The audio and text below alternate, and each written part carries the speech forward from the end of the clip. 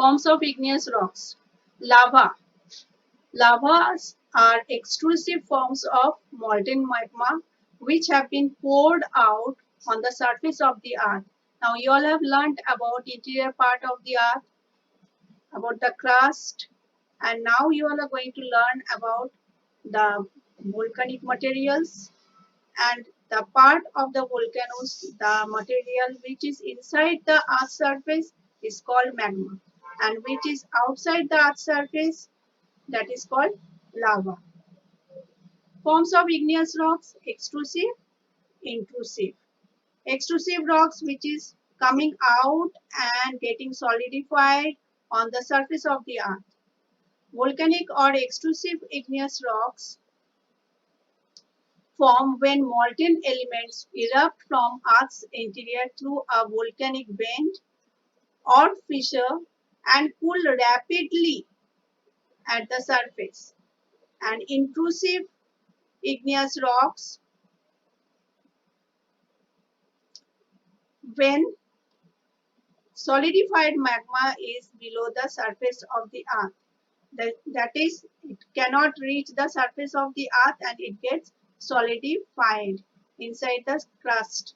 So their cooling rate will be different. Magma will take more time and lava will take less time. Forms of igneous rocks, it is as per the rate of cooling and the location divided into extrusive and intrusive igneous rocks. Example of extrusive igneous rocks are like lava flow, which is forming the lava plateau, pyroclastic deposits, volcanic tuff that I have given in your previous video about the volcanic tuff also, that is the Bishop tuff. Then agglomerate, lapilli, intrusives, concordat and discordant. Now concordant and discordant, there are two types depending on the location also and their figures also. Concordant, that is seal, laccolith, lapolith, faccolith, which are nearly horizontal. And discordant means dike, volcanic rocks, that is volcanic necks, then ring dikes, volcanic pipe, batholiths. They are nearly vertical. Lava which flows on the surface of the earth, that is emitted from individual cones like volcano or from the fissure, that is if there is any fissure cracks inside the earth and the magma is having less silica, then it will be a basic magma, and when it is flowing on the surface it will be basic lava, and that will get solidified according to the area it is getting spreaded. And generally this lava flows a long distance like volcanic trap or Deccan trap in India. It forms a tabular bodies wide extent because it is basic in nature.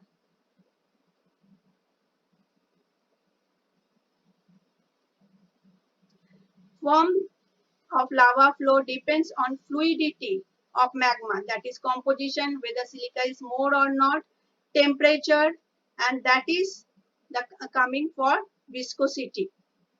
Fluidity depends on the viscosity, how much it is solid, how much it is liquid, how much magma is there, how much it is means watery, can flow a long distance or will get solidified near the vent or not. Pyroclastic deposits, generally they are agglomerate, lapilli, volcanic tuff, volcanic ash. Intermittently, explosive action that takes place in volcanic eruption produce fragmental type of igneous material.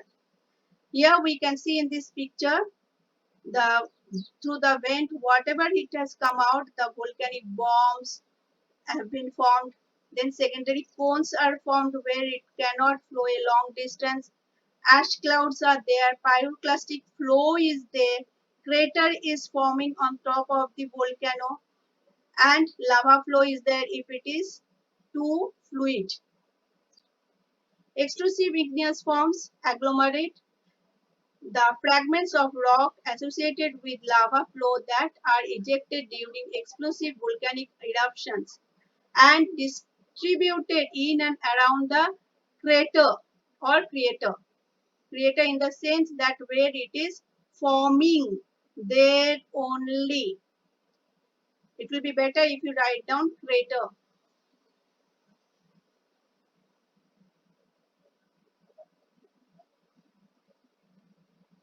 Now, volcanic tuff. Extrusive igneous rocks, volcanic tuff, when the finest of all the volcanic dust which has erupted from the volcano, ash and sands may be deposited near the volcano or over the surrounding country or region. Here we can see this volcanic tuff, the whole lot of ash which was got deposited and got solidified near the volcano. Now, two main types of intrusive rocks. One is concordant and one is discordant. Concordant means strata over here, more or less horizontal in nature. Example, seal, laccolith, lopoliths. And whereas discordant is nearly vertical to steeply inclined and sheet-like body. Here we can see the vertical over here, and here it is horizontal.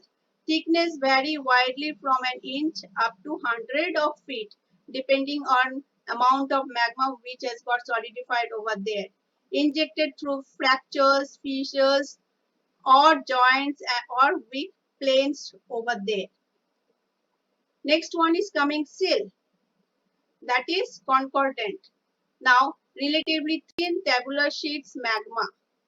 Here we can see over here nearly horizontal, parallel, horizontal bedding, still spread to a distance depending on the hydrostatic force, how much it is fluid, their temperature, degree of fluidity, weight of the block of strata, how much it is pressurizing. Then laccolith, flat bottom and convex upward dome-shaped igneous body. When viscous magma is injected rapidly along the bedding, as it cannot spread, it pushes up. As it is, we can see it is pushing up, but it cannot reach the surface and overlying layers and keep on piling up over there. It causes folding of the overlying rock layers. Now here we can see outside of the surface because of the erosion which has taken place of the upper layer, and this has been exposed. The laccolith has been exposed. Intrusive igneous rocks, that is lopolith. These are basin or saucer shaped concordant bodies with top nearly flat and convex bottom. It's like a saucer. These are very huge body of with diameter nearly 150 miles approximately. It can be found in Duluth, Gabrumas, Minnesota in USA. Locally here also we can see how it is taking the saucer shape. Now next one is phacoliths. These are concordant bodies that occurs along the crest and foods of the folded sedimentary strata. Now within the sedimentary rock, this has this particular wherever the cracks or the weak strata is there or weak crust is there with the sedimentary rock. Here the volcanic eruption had taken place from inside, but it could not reach the surface and got solidified over here, and the shape is, you can see how it is up and down. One side here it is up, downside U or inverted U.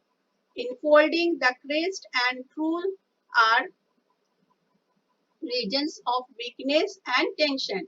Magma often intruded into these troughs and crest. Over here, this one, magmas. In between that, we get the sedimentary rock stratus, particularly this one. So, accordingly, if it is in a series, then it is patholic.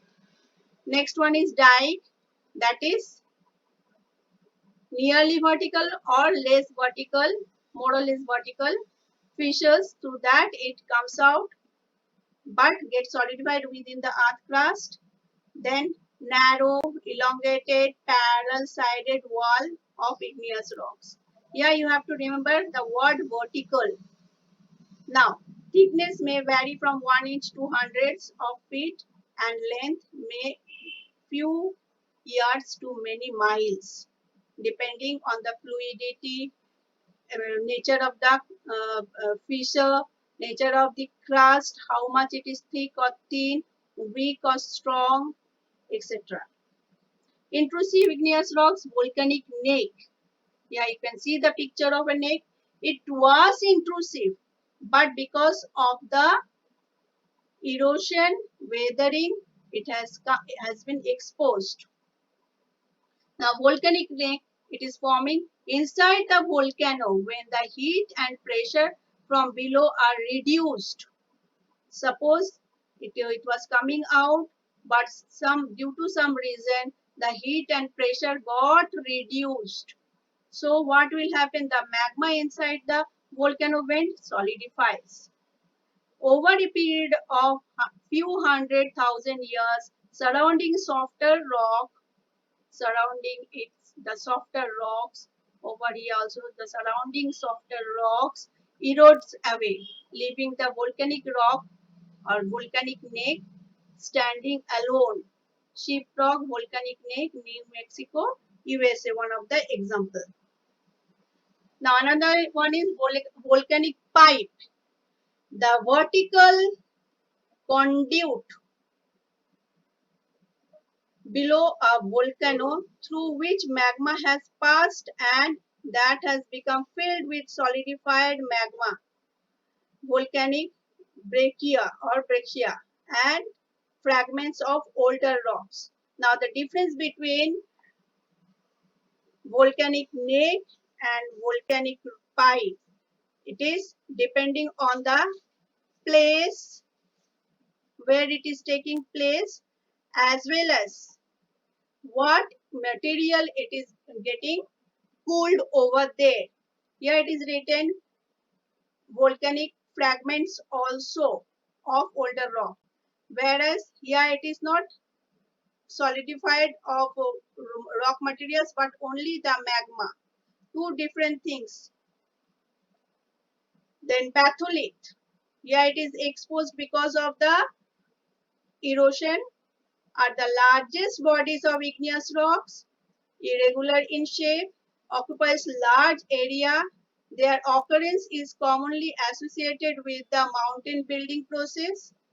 These are either granites or granodiorites in composition, like Sierra Nevada batholiths in USA. It takes lots of time.